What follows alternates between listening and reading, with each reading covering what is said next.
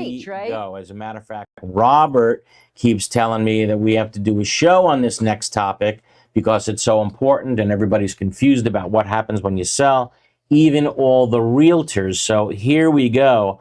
What kind of disclosures need to be made when someone is selling their condominium unit?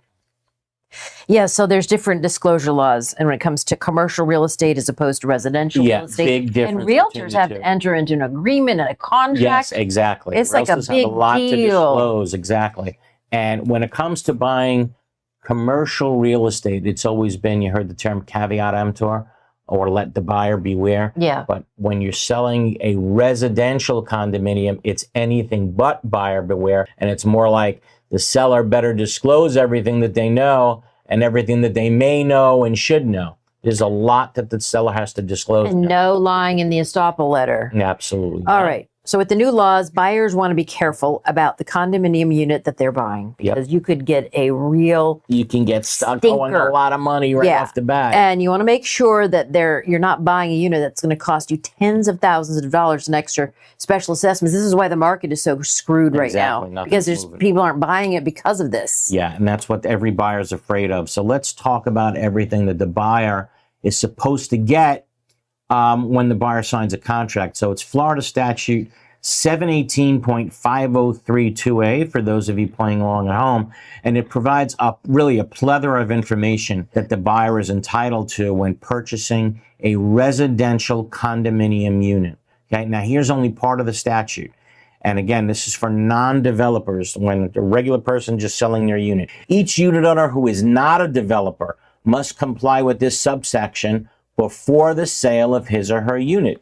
Each prospective purchaser who has entered into a contract for the purchase of a condo unit is entitled to, at the seller's expense, a current copy of all of the following. Okay, so the buyer gets all of this at the seller's expense: the declaration, the articles, the bylaws, any annual financial statement and the budget of the association, a copy of the inspector-prepared summary of the milestone inspection report. That seems like the only thing that's in addition, because the other things you still have to provide. Right, correct, yes, and those should be easy to get as well. Yeah. The association's most recent structural integrity reserve study. That's new. Or a statement that the association has not completed a structural integrity reserve study. A copy of the inspection report. Oh boy. For a turnover inspection. The document entitled Frequently Asked Questions and Answers, required by 718.504. The prospective purchaser is also entitled to receive from the seller a copy of a governance form addressing the following subjects. Karen, tell them what that form covers. Number one, the role of the board in conducting the day-to-day affairs of the association on behalf of and in the best interests of the owners. The board's responsibility to provide advance notice of board and membership meetings. The rights of owners to attend and speak at board and membership meetings. The responsibility of the board and of owners with respect to maintenance of the condominium property. Responsibility of the board and owners to abide by the condominium documents. This chapter rules adopted by the division and reasonable rules adopted by the board. Yeah, again, this is all in one form about condominium governance. It's got to talk about owners' rights to inspect and copy the records. Why don't developers have to do it? Developers have to do different disclosures, but this is for, again, right now, this is for, and think about it, there's a lot that the seller has to disclose here. Remedies available to owners with respect to actions by the board which may be abusive or beyond the board's power or authority. The right of the board to hire a management company. The responsibility of the owners with regards to payment of regular or special assessments necessary for the operation of the property.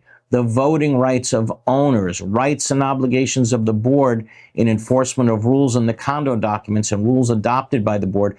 Think about it.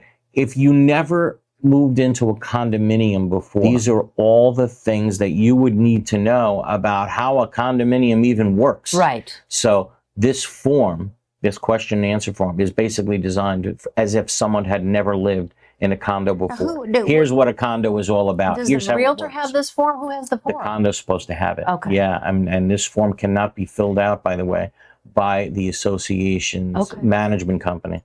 Yeah, this is a form that needs to be filled out by the association's counsel.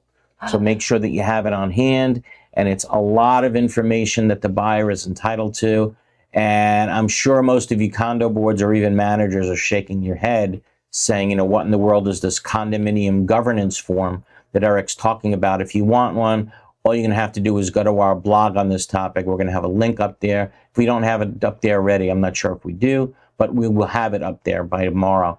And again, all condos are required to have this form as an official record on hand. Well, that should be easy. So- It would just be the same for everyone. Correct. The same form So- for everybody. Just make sure that you have it. Yeah. Not to have it is a violation of 718. And that's something you would do. Yeah, correct. It's got to be done by an attorney. Okay. Cannot be done by your management company. That's in effect practicing law. And if the attorney sees that they haven't done the Sears, He should. and what would you do? Well, if Are you I gonna knew put my that on the client form? blew the deadline, Yeah. what would I do if Would my you put it client- on the form? They didn't do it?